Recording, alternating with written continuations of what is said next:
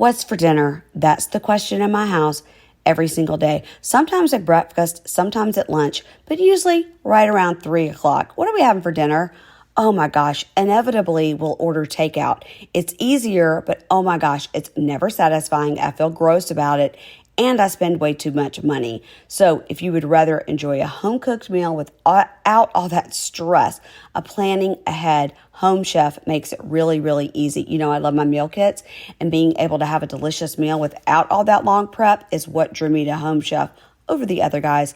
Their meals are effortless, even for somebody like me who's not going to go on a competitive cooking show anytime soon.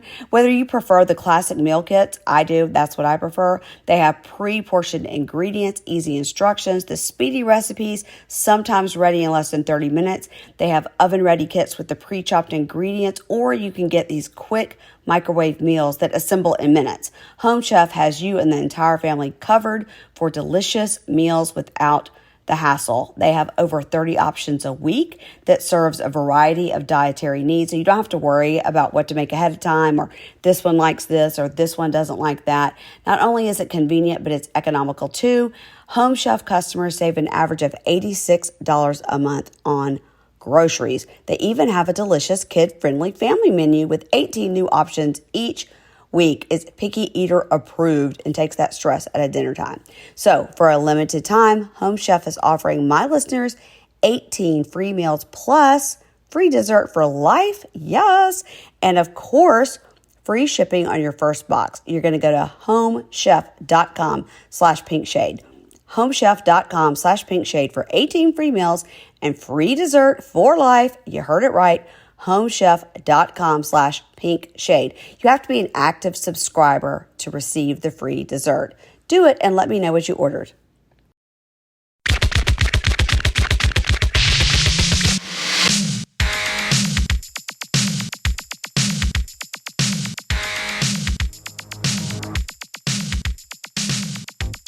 Hey everybody, welcome to Pink Shade. It's Thursday, and that means it's Pop and Bravo. We're going to talk about pop culture. We're going to talk about Bravo. And today I've got my friend. It's Landon Bryant from Landon Talks. Hey, Landon. Hey, y'all. I'm so glad to be here. You guys, Landon has got himself a profesh situation now. Upgraded. I know. Last time you were like on a 25-year-old, iPhone. I was like, Yes. Landon. I finally, when we are starting a podcast, it's coming out soon. When we got to that point, the producer was like, no, you have to get a new computer. You have to get all the stuff. So he sent me links and I just bought those things and I felt good about it. Yeah. Now tell me about this podcast. You're gonna be my competition. What's happening? No, we're only going to be podcast friends. No competition. Okay. Good. No, it's going to just be Landon Talks with Kate. My wife will be on it with me. We're going to talk about all the things that we can come up with. I just want to learn something in every episode. So it'll be more about like bringing experts on and hearing what they have to say. Experts at podcasts, experts at pop culture like you, and then just going with the conversation and kind of extending my conversations that we have on Instagram to longer audio format. I love that. I have a friend, Kim, and she has a podcast, 90 Day Fiance Cray Cray. And she's always saying, like, this is the episode where we learn things. So they want to learn things about like different parts of the country all the time. They're very interested in that. Now, they refuse to do video. So I know what they look like, but the listeners don't know what they look like. So they won't do it if there's video. Well, we're going to do video for YouTube and just have it all set up and just try to have a good time. I want to have like an old school variety show almost in a way. Oh, I love it. I love it. Okay. Well, I'm available. Yes, for sure. Oh no, you're already on the list. You're like, I think you're like right at the top of the list even. That's exciting. You got to get Kate on, Kate Casey. Yes, for sure. For sure. She's an expert on many things. And I'm going to LA area in December for stand-up shows in Irvine and Ontario, and I'm planning on pulling her in those days, trying to get her in person. And I can't wait. She will love it. And you saw the hotel I sent you. Yes, I did, and it's perfect. I sent them a message. They already messaged back, so we're in. They're great. In the works. Yeah, they're a small little place. That's where I've stayed twice in LA, and it looks great. It's a small place. It's walkable, and there's no room service. Maybe there is. I take that back. There is room service, but they just have one little restaurant, one little bar, but they have a pool. It's nice. Nice. I've never been out there, so this will be my first time. It'll be so exciting. Who's going with you? Kate's going. I think Terry, my business manager, might come as well. But I know for Okay. sure me and Kate are going. We're gonna try to have as good of a time as we can while we're there and get those couple of shows done and networking a little bit. Okay, great. You guys, if you are an LA person, you've got tips and tricks for Landon, Yes.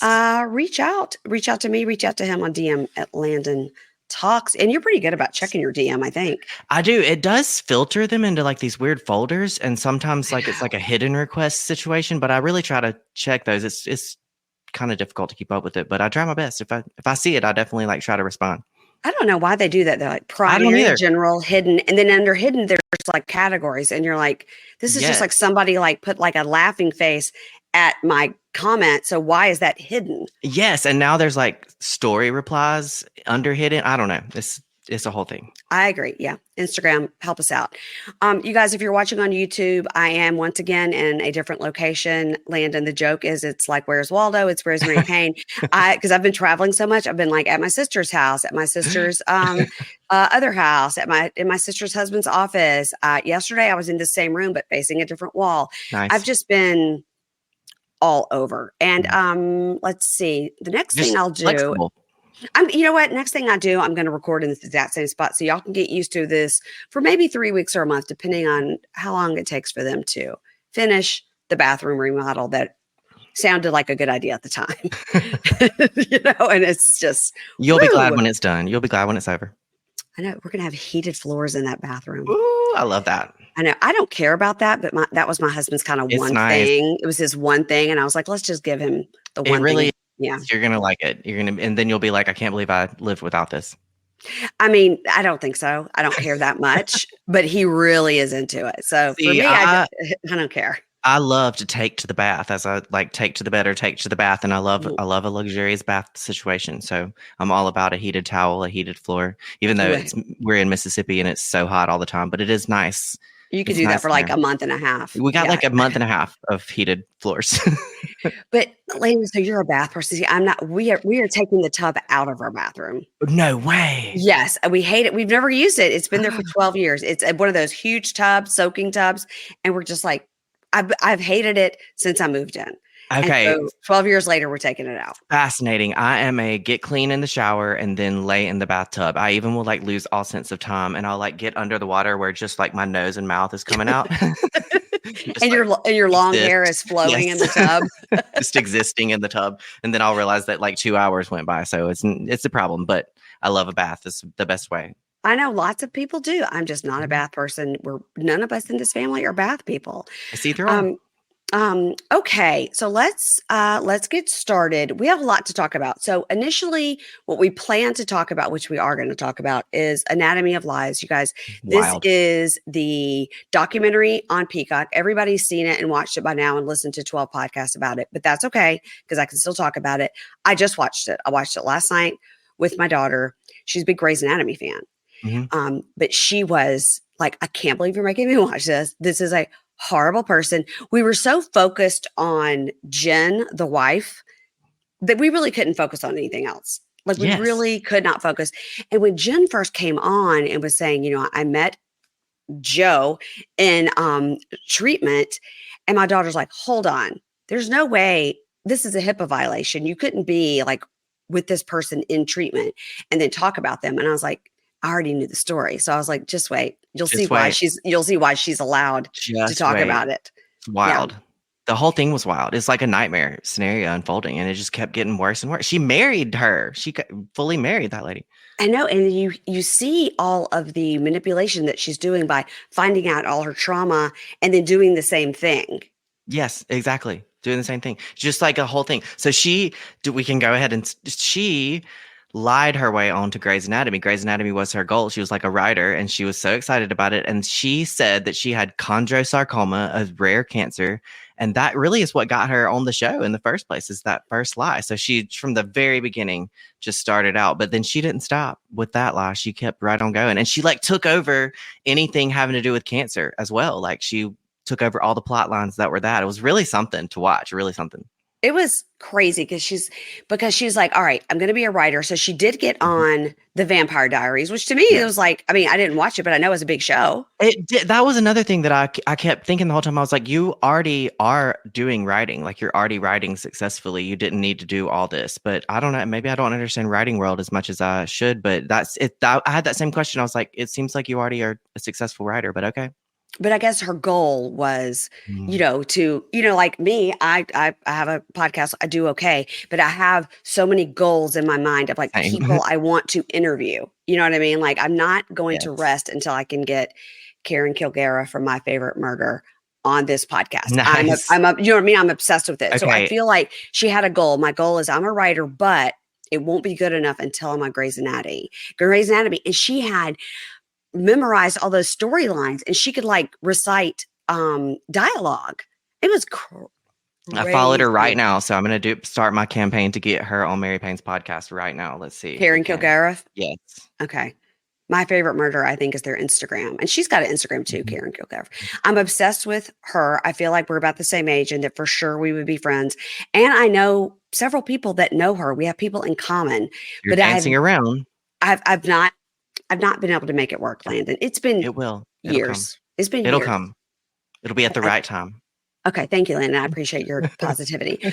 Um, so all right, so she had this goal. I'm a writer, but my ultimate goal would be to write for Grey's Anatomy. She knew every storyline, every piece of dialogue, every character arc, and she did it. But they got her on because she said, "I'm a writer, but I have cancer." So Shonda Rhimes, being the wonderful person that she is, was like, "Wow, well, this would be great to have this perspective, and this woman's already an established writer. That would be great." Makes sense.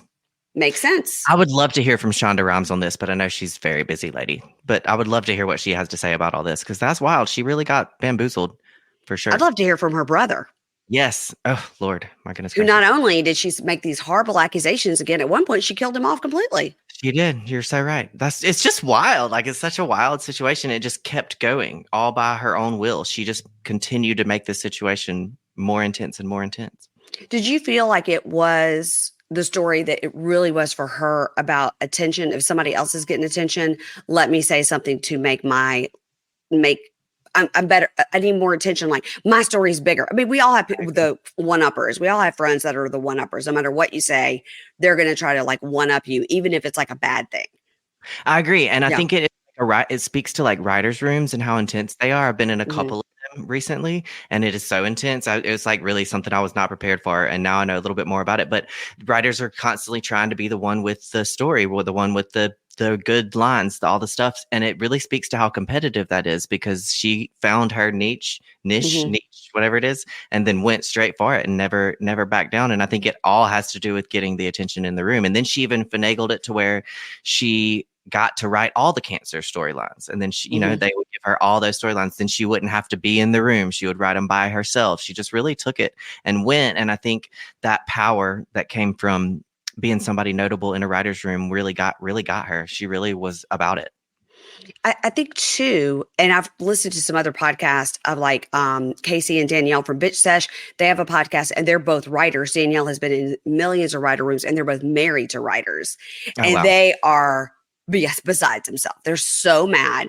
They're like, this woman, they were like, what was sort of explained on the show, but maybe not enough, is that if you write an episode of Grey's Anatomy and 10 years from now it airs on TBS and syndication, you're going to get $300 for that. Yeah. Not like 2 cents. Like if you were on Friends in one episode, you might get a check every couple of years for like 10 cents or whatever. These are like, you Big were the pay. executive producer and head writer for that episode. For each episode you're listed on and it's rerun on TBS or whatever, you're getting paid. But she wasn't writing a lot of them. She was giving them the idea. Here's how I see the storyline, but I don't feel good. And Yes. then going home and the other lesser writers were writing the episodes, but she will be the one getting those residuals. It's so true. It's like really wild. She really positioned herself to be able to do that. It was really something. And she even stole that one writer's story, like her real life Her story. life She story. stole her life story and wrote it as a whole, a really good episode,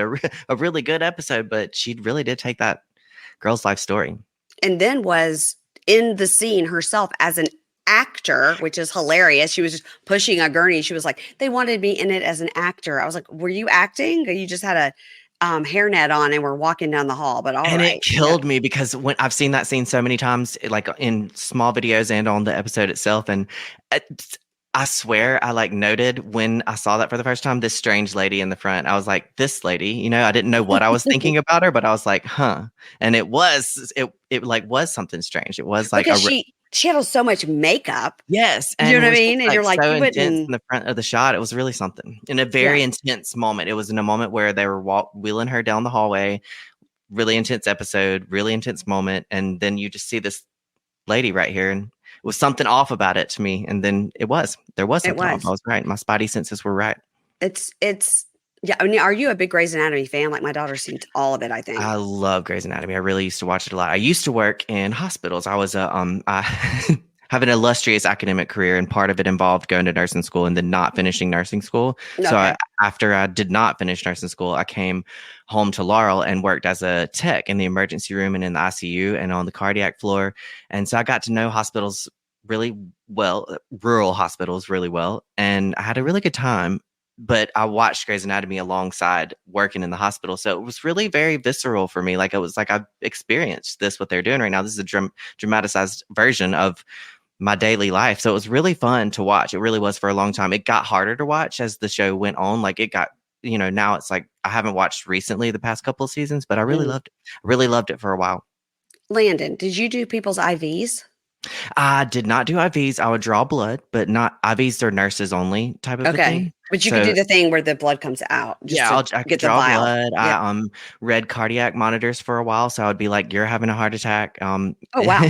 Go to room 3. They're having a heart attack. At one point, I was on the code team, so if they called code blue, I would go run up there and do the CPR, whatever I could get into within my scope. I had a really good time. I have some really crazy stories that I wish I could share, but I feel like they're HIPAA violations, But Right. Right. Well, I mean, maybe not if you don't say the right. It's I been a don't, few and I don't work years. there anymore, so Yeah. What are they going to do? As long as you don't say anybody's name. But, right. Landon, I didn't know that about you. That's crazy because I'm so squeamish about anything that that would be in the top 5 least amount of jobs along with like sewage worker. Like, I mean, I would It was not gross. ever want to work in a hospital. There was a lot of really gross things that like took a lot, and now I think back on that time and I'm like, I have no idea how I did that, but it's ADHD. It like my whole life is an emergency. Every moment is like getting dressed for this was just as much of an emergency as wheeling somebody down the hallway doing CPR, so it really suited me. It was like exciting every day, something new, something exciting every day. So I really thrived off of it for a little while, but it got to the point where it was too much. And kind of in hospitals, you either have to be licensed in something or you Mhm. can't really move up. So when I Right. got married, I was like, okay, I got to go to school. I got to do something. And so made my way out of the hospital and into the classroom. And that worked for me for a while. And now I do whatever this is that you call this job. This is called content creation. It's called Yeah. entertainment. Yes, Entertainment. Yeah, exactly. yeah, yeah. Now I just talk too much. But I'd already, I was talking to Kimberly, my co-host for 90 Day yesterday, and we were talking about there was a scene where this mom was talking to this foreigner that had gone over to this other country. He's the American, but he's a Mhm. terrible person. But he, as usually is on our show, the Americans are usually the worst ones. And he was talking to this mom, and she was giving him nothing. He was like, "So, what's your husband do for a living?" She's just like nothing. She really hated him, and so we were like, okay, so she was rude. He is a bad person, but she was being really rude, and we were like, that's rough. If somebody just completely stonewalls you and won't even answer, and both of us were like, we do this for a living. We could talk to a wall, Yes. and then sometimes you talk to, at least for me, like I talk too much, and I'm like, well, this is embarrassing. Now I'm just talking a lot, I And always leave the thing being like, you said so much, like you could have said not any of that, and you did, but I'm always like, I talk too much. Nobody wants to hear that, and then you could tell when people are like, okay. yeah, Okay. yes. So it's not just me. Good, Yeah. good to know. Yeah. We're done talking now. That was enough. Yeah. So I'm the same way. I could talk to anybody and sometimes I don't want to, but I'm like, Yeah, this is so awkward. Is anybody going to say anything? like Yeah. filling out the vibe of the room. Like I want the vibe to be good, so I'm gonna try my best to like get the conversation going. So if you're a person that is not a talker, it's not me that needs to come set the vibe of the room because I will try to pull it out of you. Today I was at CVS and I reached onto the oil of Olay, thing. I was trying to get my lotion and I touched it and the whole shelf like shocked me. Ah, We're in that season now where like you get that mhm. static and you have It's to so dry. touch everything with your elbow first, but so you don't get shocked. And I walk up to my car, like I touch it with my hip. I'm like scared of shocking myself all the time. And if anybody knows a trick for that, somebody let me know. Yes, help. And I touched the oil of the leg and this shelf shocked me. And I go, oh my God, like so dramatic, right? And that's just how I am in I life. know. And the That's lady was in the same row with me. She looked at me and she was like, you can't even go to CVS anymore. You're not even safe at CVS. I was like, I know. And I talked to her for 5 minutes. yes, that's my whole life. Like that's the whole thing. Why? Now I'm talking to I her don't know. about oil of Olay. She was buying under eye patches. I was like, do those work? I mean, There's why? lots to figure out, and if I get interested in it, like we're gonna discuss it for sure. Mm, It's not fair for us in where we are is because it's dry now for the first time like all year. We get like a month of dryness, and so now hmm we've got all the static to deal with. We're used to living in water, so it's a whole new ball game for just a little bit. Landon, so but quickly sidebar off of Anatomy of Lies. I was in Mississippi this past weekend, and we went to the OU Ole Miss game. And did you know that we saw Kevin Costner like everywhere we went? No, wow, how strange. Strange, right? Okay. His son is looking. I don't know if he's going there or not, but he's looking at Ole Miss, and his son with like a second. He's got like three sets of kids, right? He's got like the older kids, and he's And got like then the middle, and then yes, he's we're got the in the lower set right now. yeah, the Yes. lower set. This was in the middle set. This kid, I guess, is a senior or junior. I don't know. Anyway, isn't that exciting? It's like if somebody famous comes to Laurel or somebody, because a lot of people do now because of hometown and stuff. Yes. When people come to your town, you're like, oh my gosh, I'm a complete celebrity stalker, but I don't care. Yes, and even there's famous. So this is my most embarrassing celebrity story is Parker Posey lives here. Like she grew up here, right Yeah, down the road from right here, and I just am obsessed with her. Like I'm I so know her obsessed with twin her. brother, Chris.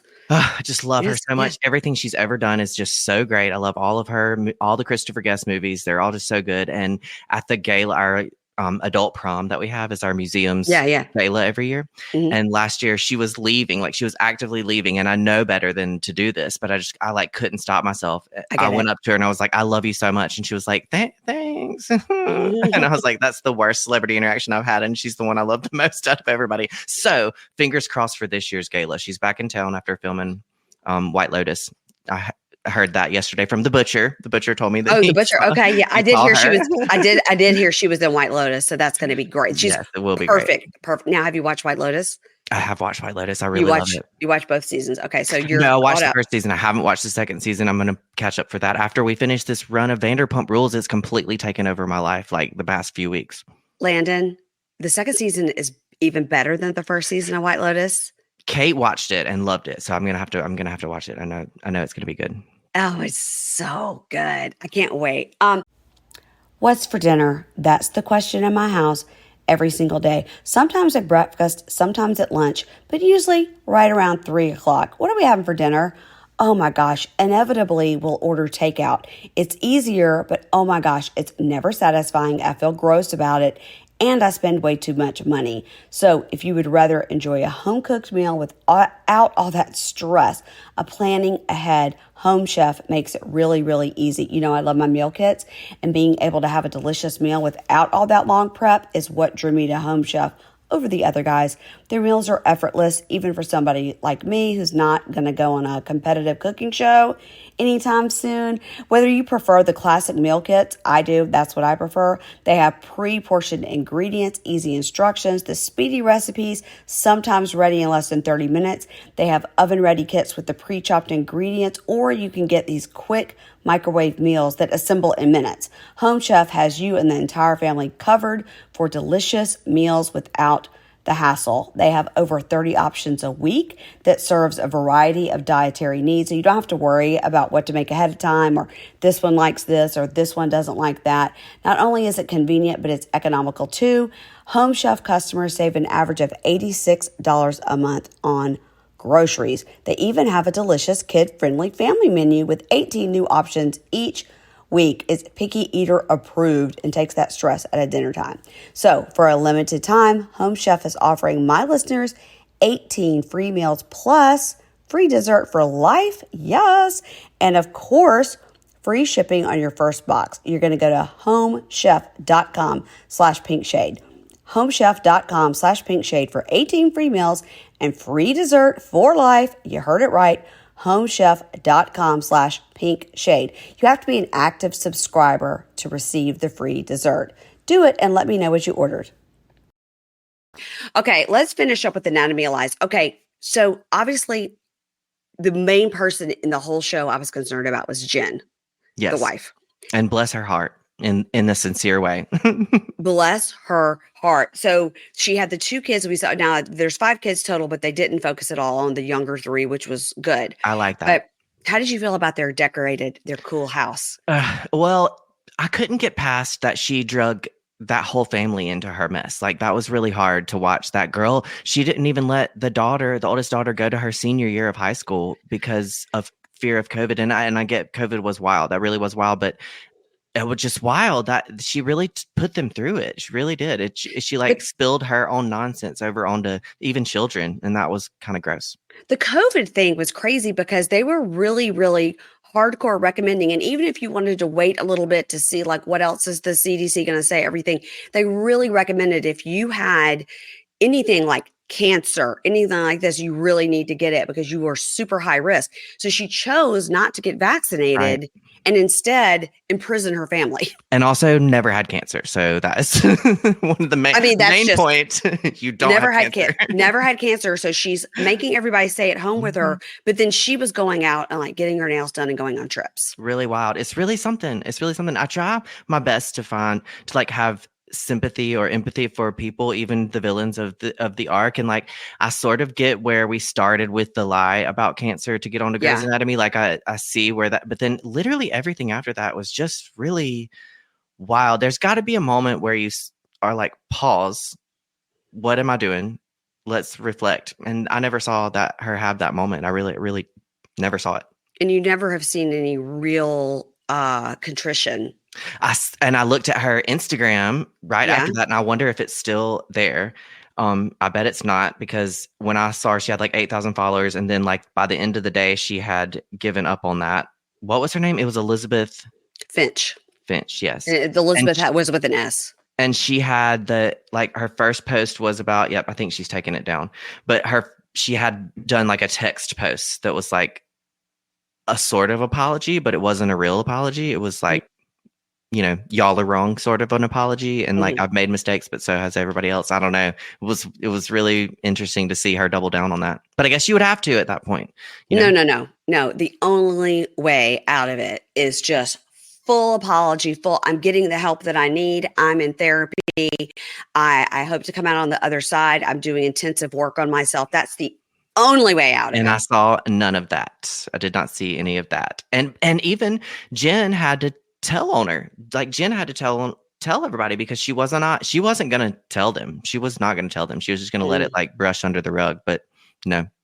And the daughter Maya and the son Van, because they were the older children, they were talking about it a lot. And when you think about the trauma that those kids had already gone through with their father, I mean, you can't even that's a lifetime of trauma right there. I know. She took a broken lady and a broken family and broke it even more. It's really something. And broke it even more, and then went in and became a mother to these children. Now, I don't know if she did we hear that she had officially adopted the children or no? I can't remember exactly. I feel like possibly honestly, she did. Either way, they thought of her as their mom. Right. They had built the relationship. That I felt so sorry for that daughter. She was talking about how much she loved being around her and specific moments. And all of it was based on not the truth. So It was terrible. Now, what did you think as an artist? What did you think about their colorful home with the colorful fence and the flowers all over the house and everything? I mean, I would never, but I love that. I love when people express themselves. I really do enjoy personal expression, and I love all the art. There's like an element of chaos when you go one direction of art. I'm more on the minimal side of things in my personal space, but I appreciate color, and I appreciate doing what you want to do. And I like that. I mean, the community did that for her, even like they they did that for her. So it's just so far reaching how far this has gone. They even like painted and redid that house for them. Yeah. But I mean, I think they were doing it for Jen because they knew her for so Yes. long and knew what she had gone through with that ex-husband and everything. I mean, it is disgusting when you think about the children and you think about Jen and what she did. And then you think about all those writers that could have Right. gotten credit for writing and then boosted their own resume, especially that one girl whose story Her life she story, like, stole it. She was like, I was a junior writer. And then for the writers that I heard, the various podcasts that have talked about it have all said she did the right thing by not telling on her, because as a junior writer, you're just trying to get your voice heard in the room and you don't want to stir anything up. So she was so beloved that to go and be like, I think she stole my right. life story for this episode. Um, she was like, She was trapped for sure. She she couldn't have did the done right anything thing with by that. saying Mhm. nothing. She just kind of kept it in the back of her head, like, okay, well, she's not trustworthy. Gonna hold that for later, and she sure did get a later with this documentary. And it was interesting too, as they were going, they were talking like to that guy that was the writer. I can't think of his name. The older gentleman, he's probably my age, the older gentleman writer, that they talked to a lot. And they said like something about, her kidney transplant. He's like, what? Like, Yes. did she ever tell you that she got a kidney transplant from Anna Paquin? He was like, he's From like, no. and like, why from Anna Paquin? Like, that's so random. It's so strange. I don't know. It's so specific. So specific, Yeah. so strange, so wild. I guess it's her thought, like, who's going to ask Anna Paquin if she gave me a kidney? Probably nobody. I guess. It's Yeah. so weird. And then they asked him, like, did she, she told her daughter that she was missing the Emmys, but she won the Emmy, but she wasn't there to get it. Did she ever win an Emmy? And he's like, what? No, That's when it all unraveled, really, was him. He was like, hold on a second. None of this is right. It's just insane. Well, I don't wish good things for her. I hope that she stays away. I hope that she does work on herself and come through. But I really think that and I obviously not a doctor. Landon is a nursing school dropout, so we're not medical Not medical professionals. professionals. But I do think she's a sociopath. There's I mean, something wrong there. And even when you go as far as to check yourself into a rehab, seemingly for storyline, like it didn't seem like she was like looking for stories, and she found one. She got one while she was there. But that alone is like really diabolical, because that's so next level. Like, you're not only like you're in the place that would help you, but you're not even being truthful about this place.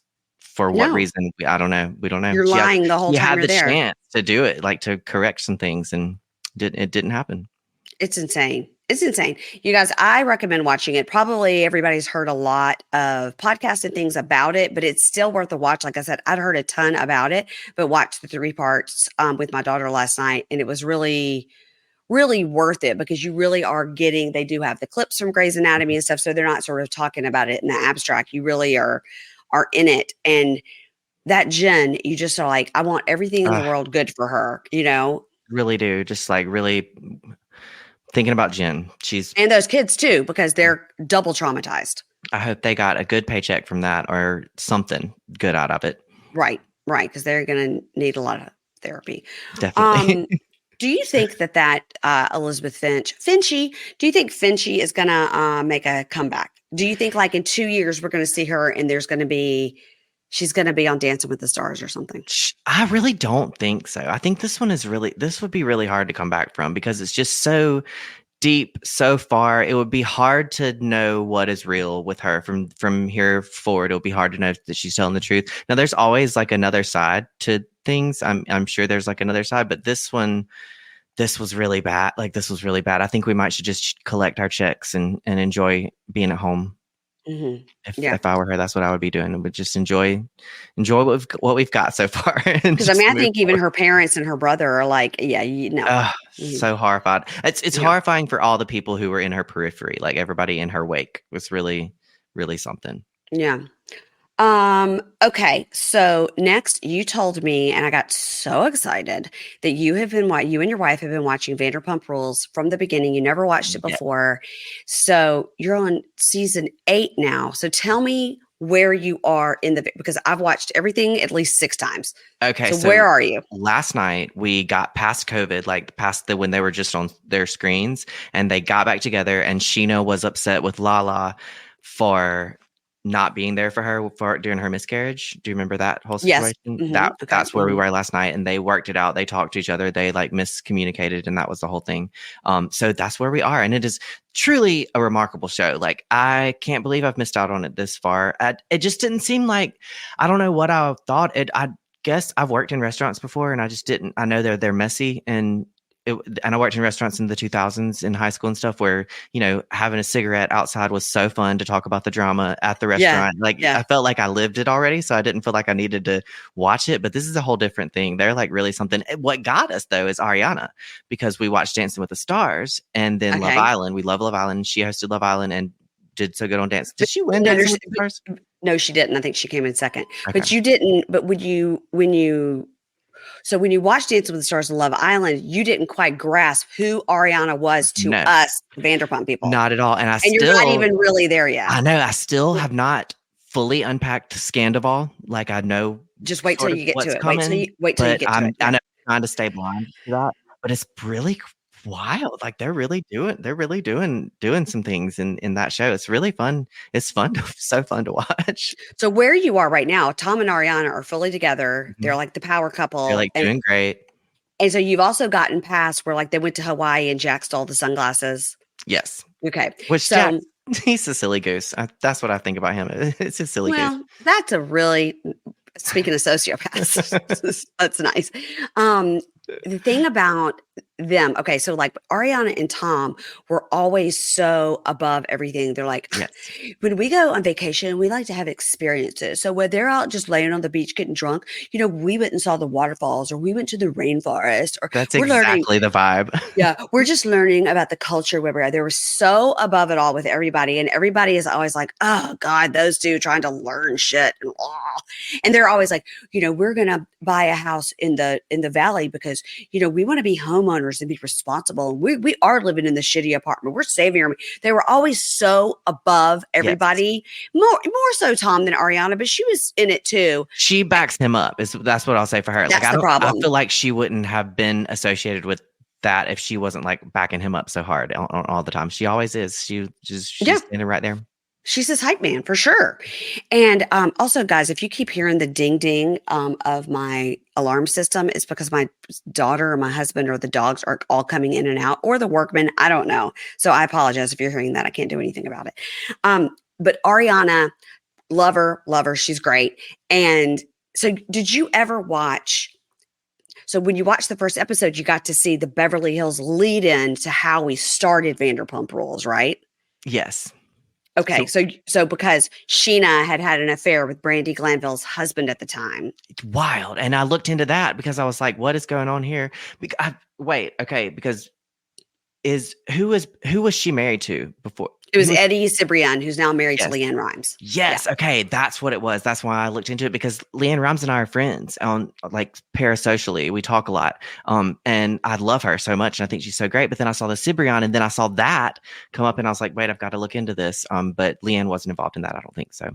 But yeah, wild, Sheena. That's so wild to get involved in all that. That's really something.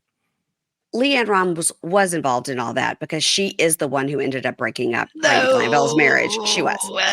Well, Eddie Cibrian and they're still together.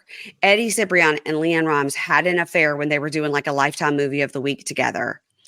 And he was fully married to Brandi. And then he was seeing Leanne on the side and telling Leanne that he wasn't married. He wasn't married, but he was married to Brandi Glanville, and they had 2 kids. That's what it was. There was a couple of victims there. Yeah, a couple of victims there. Yeah, no, Leanne's so nice, and I hate that you had to get involved in that. But she's so kind to me. She's been one of the people that's like kind of looked out for me throughout this whole thing. She'll like tell me, "Hey, watch that person," that kind of a thing. She'll let you know if that whole thing. So yeah, I mean, again, they've been married at least 10 years now, so I mean, it worked out. It worked out. It worked out.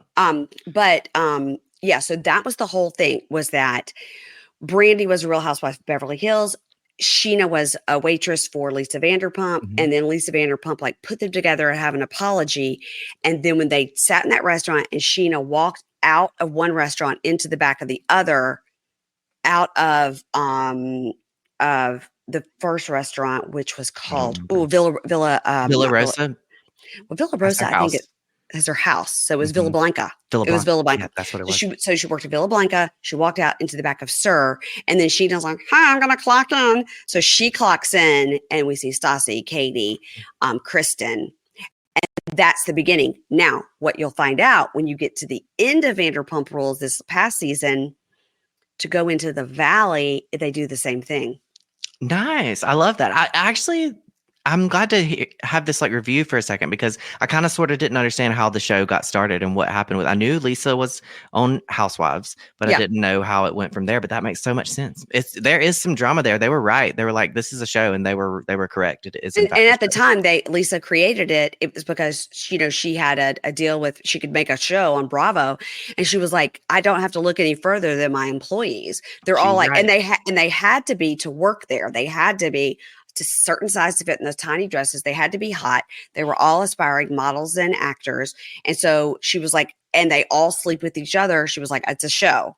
She was right. Yeah. And that's so funny about the dresses. I've been watching it recently, but I forgot about, it's been so fun to go back style wise to whenever it started, whatever year it started, because it was like business casual all the time, like peplum dresses and business casual. But then the dresses that they wore at Sir were just like the wildest things. Like They were like two handkerchiefs tied together. Yes. Yes. I was It was like this is butt such a crack, choice. boob, like up the front. And you're like, are you serving my food with your I know coochie hanging it's out? really something. Gross. I was like, I've thought about those dresses a lot. Like, who made this choice? But okay, it was a different time. It was a different time. What was your thought? Because I was a huge, and still am. I mean, I was always thought Jax was so good looking and Stassi was so beautiful. And I was always a huge fan of Stassi. And what was your thought like of that Jax, Stassi, Katie, Tom, Kristen, Tom, like all the original couples? Oh yeah. Well, first of all, I think Stassi is hilarious. Like, I feel like I know her. She's a Mhm. girl from here where I live. Like, there's one or two of those in every like group. She's from New Orleans, so Right, exactly. not too And she far. even went to high school with some girls that everybody went to. A lot of New Orleans people go to Southern, to USM, and that's where Kate went and was in sorority with a lot of girls from New Orleans and FAMU. And so they went to Mount Carmel where she went to high school. So it's like, we know this. I really do know this girl. Like, I really do. Yeah, So many yeah. levels, like I know her. And I just think it's so funny to watch her be herself on TV because it's just, she can't do anything but be what she is. She only knows how to say and do what she feels and thinks. And it's really fascinating. Kristen was a mess, a fun mess. Mhm. I enjoyed her though recently she was on a show. It was like, not Villains? was it Villains? Was that what it Yeah. was? Yes. Yeah, we watched it. I enjoyed her there. She's just, again, a silly goose. Like, they're all silly gooses. I think if you started the show and were taking them very seriously and like wanting them to be like pillars of morality, you're going to be a little bit disappointed. But if you come in it from like, like Jax is a silly goose. He's just a little baby. He's just a silly goose baby. But Landon, I understand that that's a term that we use, silly goose, in the South. Like, you're silly goose. But I mean, he's, you could find out he murdered a couple of people and you'd be like, okay. I would Like, be like, he's, yeah. yeah, I'd be like, yeah. that does line up. And Brittany, bless her heart, I love her so much. I think Bless her I heart. really do know Brittany. Brittany, I know she's from Kentucky, but that's every girl around here is Yeah, Brittany. yeah. And even down to like thinking they can fix the man, like it happens so often. And look what happened. She didn't. So She often. couldn't. I know it. But it's so funny when they were getting married at that Kentucky castle. All like the listeners and stuff, like, we know that castle in Kentucky. It's like right by the highway. Every girl sees it when they're going, I'm gonna get married in that castle. And then she did. She was like, this is my dream. It's my dream. She said it was her dream. All the stuff was her dream, and she got to live it. It just maybe I just have seen that exact storyline play out so many times in real life with that guy and that girl. Yes, It was just like walking into a trap. So you've got what, 2 more seasons to go? Because are we on 10? Because I think we just had 10 or 11, or did we have 12? I don't know what I know that we're keeping up with like episode count, and we were on like a week or so ago, we were on like 220 something. Yeah. Like, there's so many episodes of the show. Yeah, you're doing it. We were far more than halfway. So we should be even closer now. Okay. Well, with the minute you're done, I need you to roll directly into the valley. Okay. Because Kristen, Jax, Brittany, and then the new people are even better than those 3. Wild. That's wild. And you can't believe it because you're like, and it took them so long to get that show. They tried for a couple of years. Jax was pitching it for a couple of years. And I was like, why didn't we start watching this 2 years ago? I could have been watching these people for 2 years. Are you kidding me? It's really good. We're going to go straight into the valley, and I'm going to detour to Jax and Brittany's wedding, whatever that was called. They had like a little series about it. Did you? Oh, I didn't watch it. It was Jax and Brittany take Kentucky, and I think it's just a bunch of him yelling at her on a farm. Oh yeah, well, I am familiar with the farm setting, so. Yeah. But listen, so when you go to LA, you're going to have to do all the things, right? Oh yeah, you got to go to. I went to last time I was there. I went to Jax's bar. I went to Shorts and Sandy's. Both of them are just in your mind. It's an hour. It's an hour drive. Everywhere in LA is an hour drive. I feel like everybody says. It's an hour. It's very far away. Tom Tom and stuff is sort of more like right in West Hollywood, but I've heard rumors that they may close Tom Tom. Well, but you'll have to go to Sir. You'll have to go to Tom. And make sure if you can go to Sir, if you're there for a full week, try to go on the night where DJ James Kennedy is DJing. Is he still DJing it? I think he does it like I've 60 next Tuesdays. Yeah. Oh my gosh, got to. Oh, that's going to be high priority. That's like very fun. That's going to be so much fun. You're going to have to do the whole. You could do it in one night. The whole Vanderpump tour. I feel like we could. I need Tom Tom to stay open through December, so stay open through there. And something about her, I think that now that's their sandwich shop, Ariana and Katie's sandwich shop. Everybody says it's really good and the excitement has died down. So, because it used to be like a line around the block, but at least you'll have to go and grab a little sandwich. Well, I'll sneak in. I'll just sneak in and say hello. And say, hey. It's so interesting. The other show we really watch is Southern Charm so much. I love Southern Charm. Yeah. And I talk to a lot of them, so I have a lot of connections, but I have no connections in LA like with these people, but they seem just as accessible as like, I went to Pat Altschul's house and Lisa gives Pat vibes a lot, like they're similar figures. And I just feel like I could be like, Lisa, hey, what's up? But she doesn't know me from Adam. And she certainly is not watching me talk about the South on Instagram. Probably not. She's a little tougher nut to crack than Miss Pat. Who I loved, by the way, and going to her house was just a dream. Well, tell me how that came about, because I'm a big Southern Charm fan too. But like, again, it's like, you would probably be like, they're so silly. I'm like, no, some of these people are just bad people. That's exactly how I approach it all. I was like, y'all are just silly gooses. I know y'all are all silly gooses, but no. So, a long time ago, I made a reel about caftans, and it was a trap that I was setting for Pat specifically because she wears caftans. And so I made a reel about caftans, and I mentioned that she's like iconic caftan wearer, and it worked. Do you spell caftan with a C or a K? A K usually, but I'm not opposed to however anybody else does it. I think it's a C. It's it was whatever you feel like it is. That's what it is. I recently put a very strong opinion about cornbread out on the internet, and I learned to not state my opinions as much. What was your opinion? Before we go to caftans, what's your opinion on cornbread? I just like very forcefully said that cornbread is not sweet, and it really upset a lot of the world altogether. A lot of people do make cornbread real sweet. They do, and that's what I should have said. I should have said my cornbread is not sweet, but I said it very emphatically, like with a lot of guts, and so I had to make an apology about that to some people. Like it real sweet. I like cornbread no matter what. Just put some butter on it, I'm happy. Right, like I'll eat your cornbread. I just was like making a statement. I'm being a silly goose on the internet, even. How do you feel about jalapenos and cornbread? I'm into it, and jalapeno cornbread. I love it. I there's not a cornbread that I turn down, really. Even down to Jiffy, like I'll have it. Oh, well, I mean, Jiffy, come on now. Come on. I'll do it. Even Jiffy. Not above it. Not above it. Okay, so you laid a trap for Pat with your caftan talk. I love a caftan as well. And it worked. It worked very well. And so we became like texting friends and like DM friends, and I'll share silly videos with her, and we talk on the phone. Like honestly, a lot. I probably talk to her on the phone more than some of my own family members, just because it's just gotten into a routine of it. So I think she's so kind and she's so great. And so when I had a show in Charleston, and she like welcomed us into her house, it was terrifying. I was like really, really afraid. Yeah. And it was so strange because we got there and I assumed it would be like layers of security to get there, but she just like unlocked the gate. And then I went to the front door and Whitney opened the door, and I was like, hi, I am here for your mom. Like, I'm friends with your mom. you know, Yeah. so it Uh-huh. was so fun. So he brought us in there, and she like floated down the stairs in a cashmere caftan. It was just so elegant. And then she was just hilarious. She was like, Whitney's got some girls out by the pool. Do you want to go look at them? So we went and like stood on what she called the piazza, and she was just so funny. She's like, look at that one in the red there.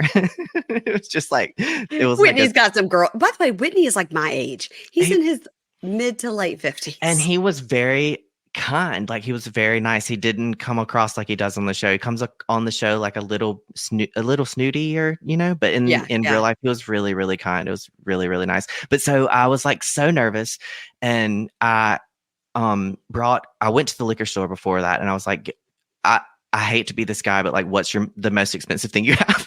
Yeah, I'm right. gonna take that. Yeah, And they gave me this high tower gin, like from Hightower Castle in the UK. Oh, yeah. Okay. Or High Clef, I'm not sure what the name of it was. And so when we got there, I gave it to her, and she was like, "Oh, have y'all been to High Clef?" And I didn't process what she was saying, and I was just like, "Yeah." So I lied about having gone there, and then after she walked off, I was like, "Wait, anyways." But so I was like that's super hilarious. nervous. But eventually calmed down. We sat on the couch with the wine stain, like literally on the couch, and I actually saved her life. And she may not think this, but I really did. She ADHD has me going, so she was sitting catty corner to me. Like, I'm here on the wine stain couch, and she's in a chair right here. And there was a table, and she had champagne on the table, like a glass of champagne. And out of the corner of my eye, I see the champagne falling towards her, just out of nowhere. It just like started slipping off the books, and time slowed down, and I just like took it all in. I was like, okay, so if I grab that, it's going to go all over her and look like I just threw champagne on her. So I had to like process that the champagne was falling, that I needed to grab it, and that I needed to fling it the other way. So it just looked like to her that I snatched her champagne and threw it on the wall. But in real life, I saved her life. But she doesn't know Well, that. you saved her caftan for sure. I did, for sure. But it more seemed like I just threw her champagne on the wall, but I did see on her. I did see that her former butler, Michael, just I passed know. away, and that broke my heart because he And was one of so her great. pugs, and the pug that she has the same week. So sad, I was very sorry about that. She And said something very pat about it, though. She said something about Queen Elizabeth says that, this is what she said. The last thing she said, because my grandfather passed away the same day, so we both were talking about that, and she said that, offered her condolences. She said, Queen Elizabeth said, grief is the price we pay for love. And isn't that just like what you think she would be saying and doing? And I just loved it so much. But touring her house, it was so fun. It was like, I've seen the art on books. I taught art for so long. Studied history, and it was there. It was like the real art, like the real picture of Pocahontas in Queen Elizabeth's outfit. Like, it's in her wall. Like, really wild. It was really wild to see all that. That's cool. Well, I'm happy for you. And so maybe if I ever get to go to Charleston, you can introduce me. Yes, we will. We'll have to introduce you, and you'll have to go. It's so nice. The only person from that cast that I've met that I've had any kind of conversation with, I mean, I've met Austin, and I've met I saw when you met Austin. I saw that on your social media. But I did really have a very bad interaction with Shep a couple of years ago at BravoCon. It was a drunken groping situation, and it wasn't me. I think you have told me that before. Groping. Yeah. I think you've told me that before. That's so interesting. Yeah, I don't, none of the boys follow me, but I talk to Leva a lot, and she's so kind. She actually invited us to a party at Republic while we were there, but it was the day of my show, and it was so hot. It was like in June in Charleston. And so we didn't go, and I feel so bad about it, because that night, Pat went to that show that day. I mean, went to that party that day, and then came to my show that night. And I had not gone to the party that they invited me to that very day, because I was just like, it's too hot, but Pat. But also, that's a lot if you have a show that take night. Her there. Well, yeah, and I used to get really nervous before my shows, but I don't really get that nervous anymore. So, tell me about these shows. Okay, so you have gone from nursing student to art teacher to stand up to internet guru to now you're doing stand up comedy. Yes, the stand up comedy I think is like the hardest. I could never do that. It's very hard. I feel like every Sunday dinner, every occasion is like stand up in the South. It's like it's like putting on entertainment. And so that's what it feels like to me. And I kind of like didn't this lady, Heather Land, she's a comedian on the internet. She's a Southern comedian. And she, in like February, was like, "You do stand up, right? Come do a show with me." And so I was like, "Yeah, I'd do Yes, that." I've also been to Hightower in Scotland. I Same. just like I have done all that. So Oh, I did. you know what? You're becoming a real A Elizabeth real Finch with Elizabeth your Banks, with my your lord, lying. I did well. So after the show, though, I was like, that really was my first show, and I had a really good time. So I loved it. I really loved it. I love connecting with audiences. I've always been a stage person. I've always done theater. I've always been on this stage in some manner. So talking is a different version of that, but it's all the same, and I love it. I just love to entertain people, and I have a real good time. The show. I have a really good time at the show every time so But far. did you have to like learn to be a stand-up comedian? I think it's like really, really hard with the timing, and you have to have your jokes, and you have to have it like this is going to roll into this story, roll into that. Like, tell me how you figured out how to do that. Well, being neurodivergent in Laurel, Mississippi means that I have like observed how people act and what's funny and what people like to talk about and all those things for my whole life, like without even meaning to. That's just like a natural part of living here, especially if you are not like the checkbox very normal person, you Yeah.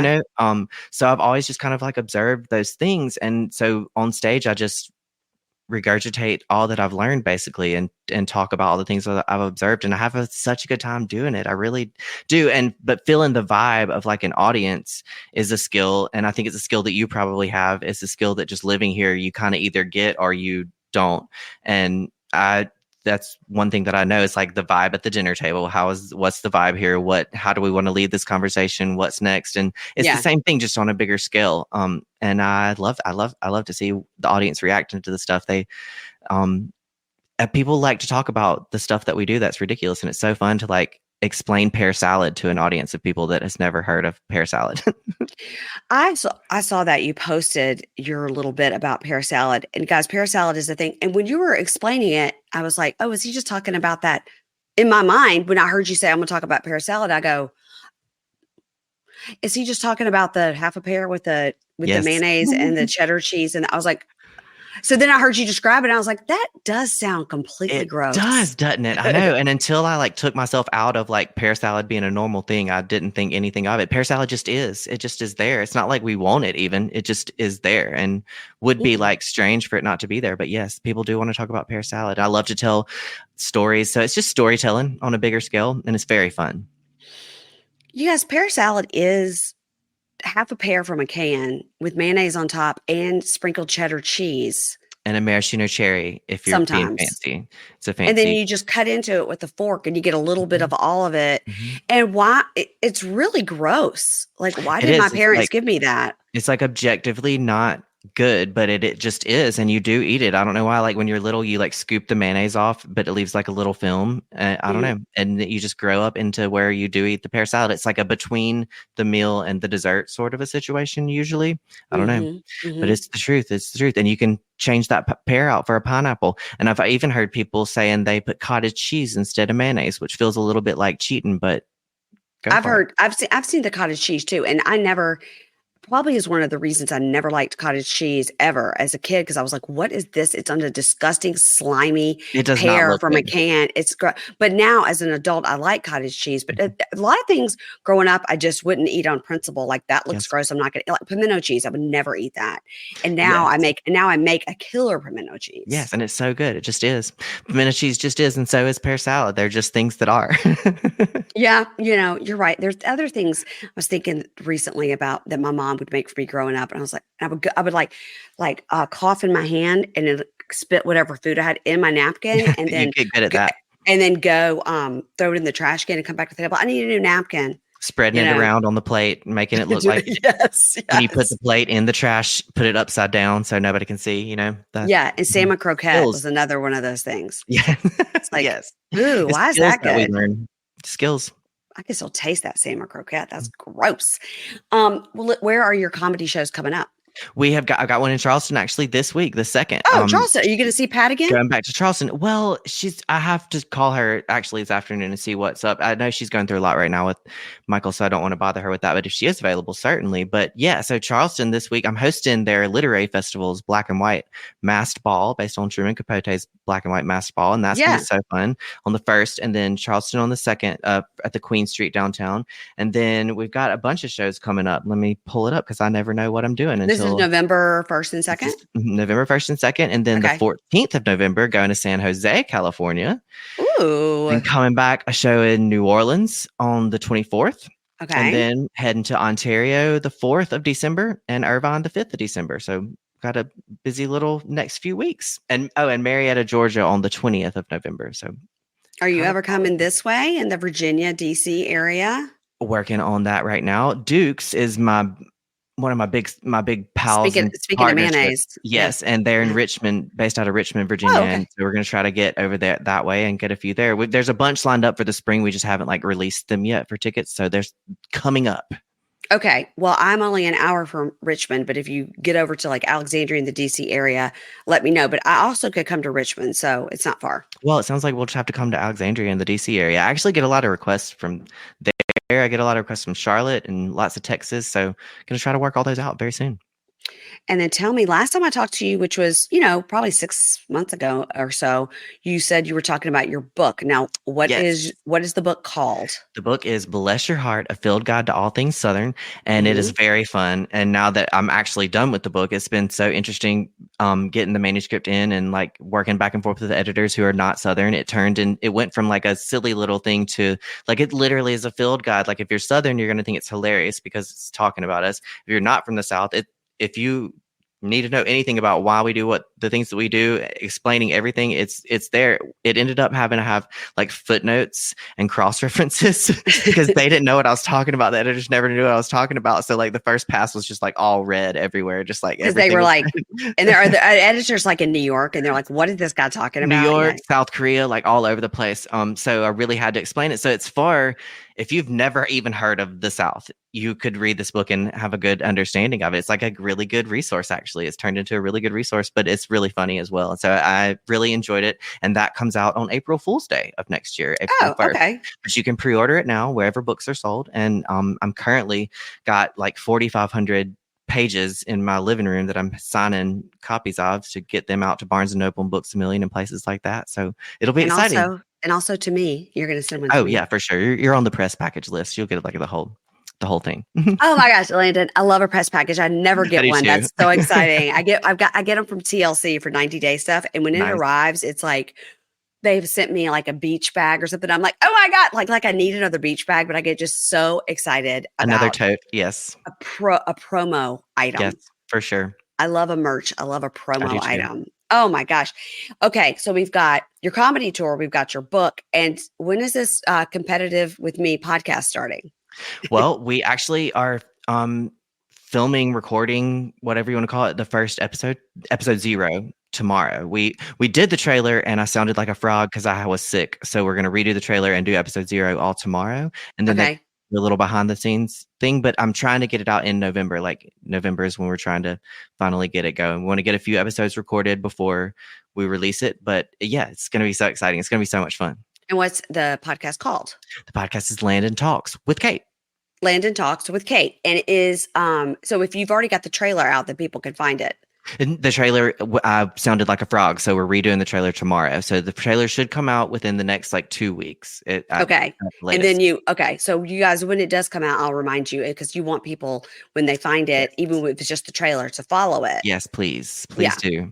It's going to be a good time. And if you subscribe to me on Instagram or a member on YouTube, those special subscriptions and memberships, those we're going to talk about what we're going to talk about that week each week, and you'll get to submit questions and things like that. So if you want to be a part of the behind the scenes, do that with us as well. It's going to be a good time.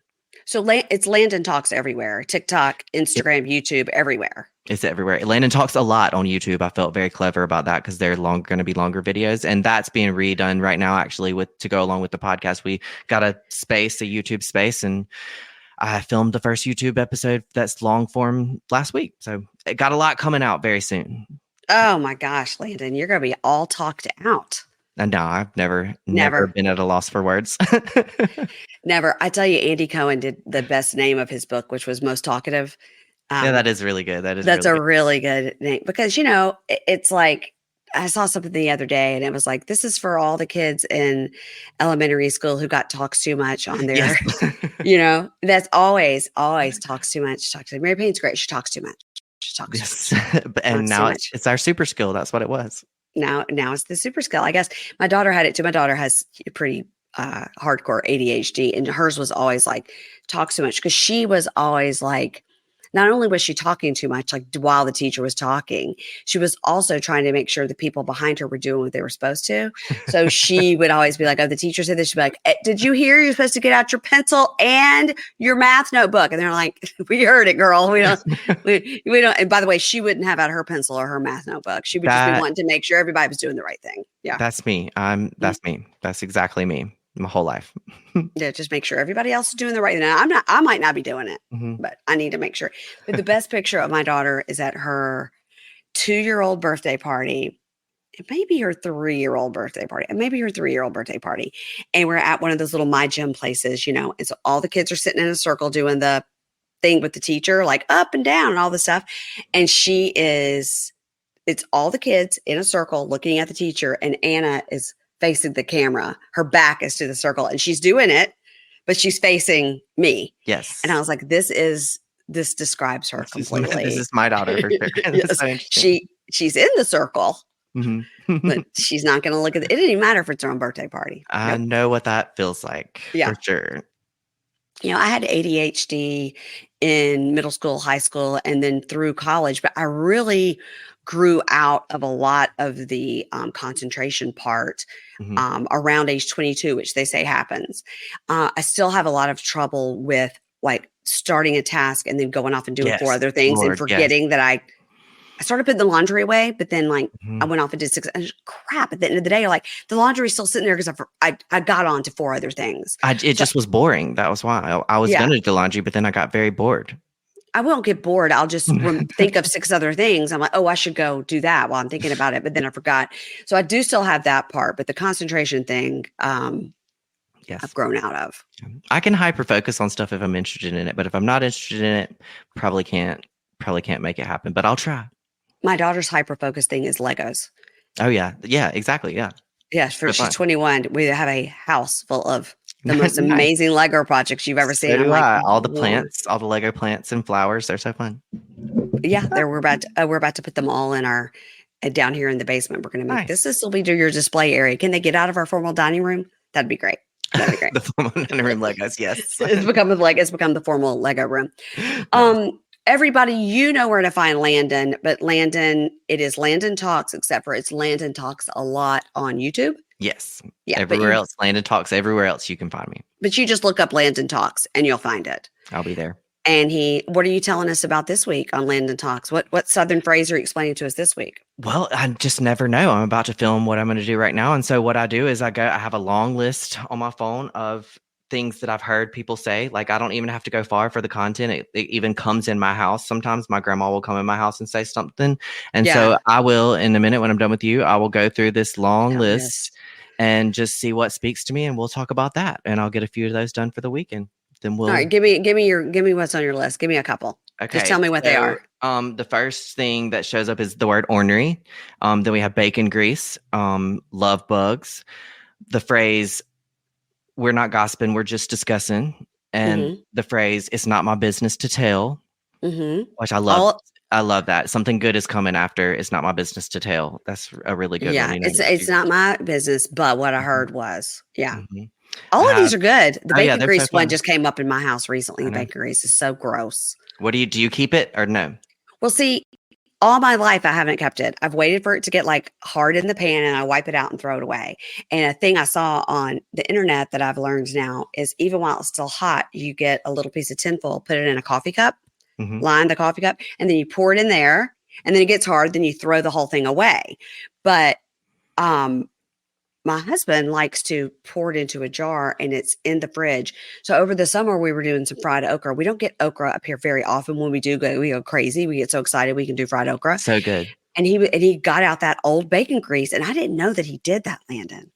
And I came in, I was like, ooh, because usually we fry a little bacon to crumple up in the okra, and that's what we use. He goes, I didn't use any olive oil, I didn't use any Wesson oil, I only used bacon grease, and look how good. I was like, from the ooh, but oh god, it was so good. So funny. Well, it's like there's levels of bacon grease because his is in the fridge, which is appropriate. But also, some people just keep it on the counter, like right there. It just depends on how much you use it, how often you use it, that it should stay out. It shouldn't stay out, really. My friend puts it in an old coffee container under the sink. It's always the old coffee container, and I wonder Yeah. why, but that's what it is. I think it's because you can pour it in hot because That's it's the truth. metal. Oh yeah, that is why. Okay, well, look at us. We solved bacon grease right here. Oh, bacon grease. Okay. Everybody make sure to follow Landon. And if you're listening and you don't follow me, please follow me. It's Yes, at for sure. Pink Shade Pod on Instagram, at Pink Shade Podcast on TikTok. It's Pink Shade Podcast on YouTube. But just look up Pink Shade Podcast. You'll find me. And if you look up Landon Talks, you'll find Landon. All right. Thanks, Landon. Thank you.